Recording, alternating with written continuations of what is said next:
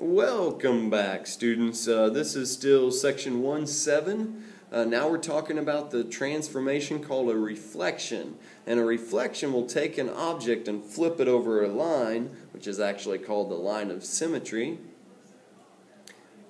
So I'd flip this snake over this line of symmetry to get the new image. This would be the pre-image. And so a flip is called a reflection. You can think of a flip as if you look in the mirror, you see your reflection looking back at you, so you would be flipped over that mirror, and that would be a reflection. Alright, so if a figure is flipped over a line of symmetry, notice our line of symmetry right here would also be the y-axis. So I'm going to flip that red image over the y-axis, just like so, and that would be a reflection. So, it's kind of cool. Alright, line of reflection. I think I've got, let's see here. Yeah, flip is also a reflection, or another word for it, a common word for it. It creates figures which are mirror images. To write a rule for a reflection, if we're reflecting it over the x-axis, then our rule is going to, all we're going to do is take the opposite of the y value. And that kind of makes sense if we were to look at a point on the coordinate plane. Like let's say 1, 2, 3, 1, 2, 3. Well, this is my x-axis right here. So if I was to take this and fold it over that, I would end up right down here. So it didn't change the x value, it would still remain 3. But the y value would change from a positive 3 down to a negative 3. And the rule for changing it over the y-axis, well, the y is going to stay the same on this one, but your x is going to be opposite. So if I was flipping this original point over the y-axis, well, that, if I was to flip it right over, it would be this distance of 3, and then over here 3. So notice the y value is still 3, but the x value is going to end up at negative 3. So it wants me to give the coordinates of the image of each point after reflection in the axis indicated. So I got 5, 7 over the x-axis. So notice the x-axis, all I'm changing is the y value. And I could graph it and look about flipping it over, but with my rule here, I really don't have to put that much work into it. I know the x is going to stay the same, and my y, if it's a positive 7, is going to switch to a negative 7. So this would be my image based off of that pre-image point. Alright, this one wants me to do it over the y-axis. So if I'm flipping it over the y-axis, notice that my x is the only thing that changes. So I'm going to change the 3 to a negative 3, and then I'll have that 4 there still for the y. So again, the x-axis, it's the y value that changes. So if it's a negative to start off with, I'm going to change it to a positive 2 this time. And now to flip this over the y-axis, it's the x value that changes. So if it's a negative, it's going to change to a positive 5.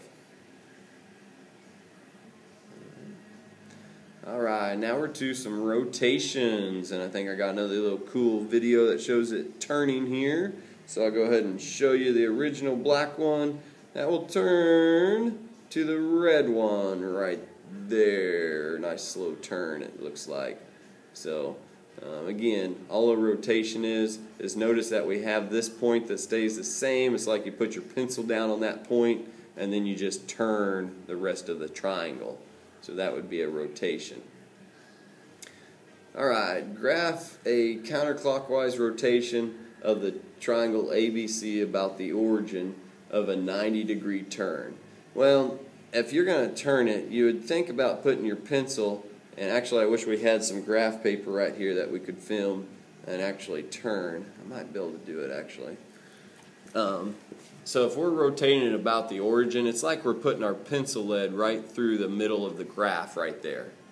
And then we're going to take it, let's see if maybe I can do this. If I unlock it,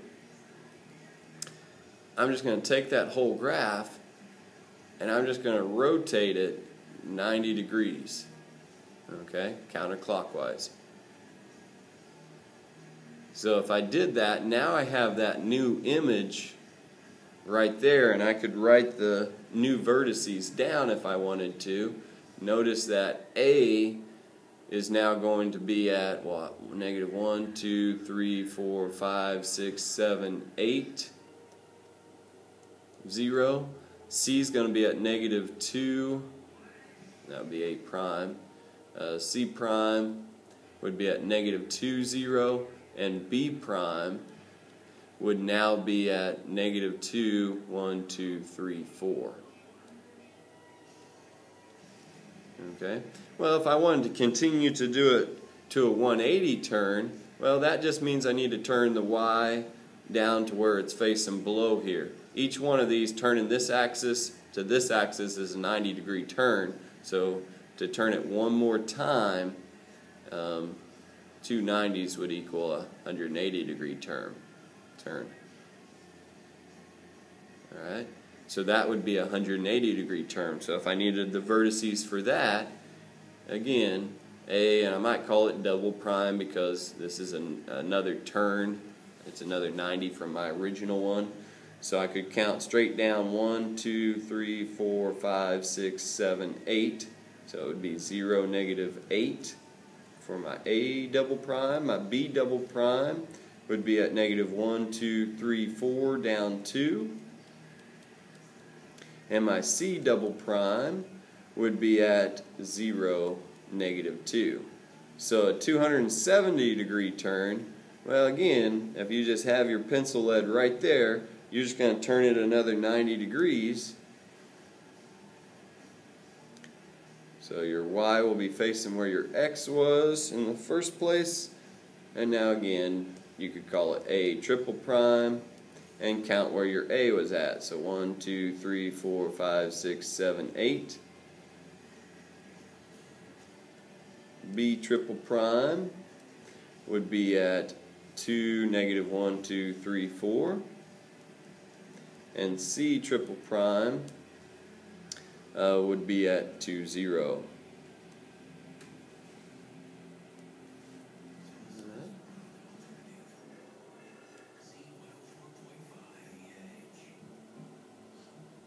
Okay.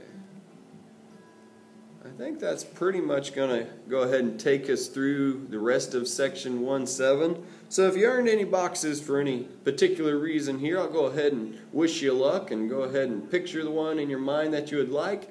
And here you go. Make sure you add this to the top of that submitted portal assignment. Unless you get the candy and then just ask for it. Alright, signing off from OHS High School. This is Mr. Lane, and this has been section 1.7.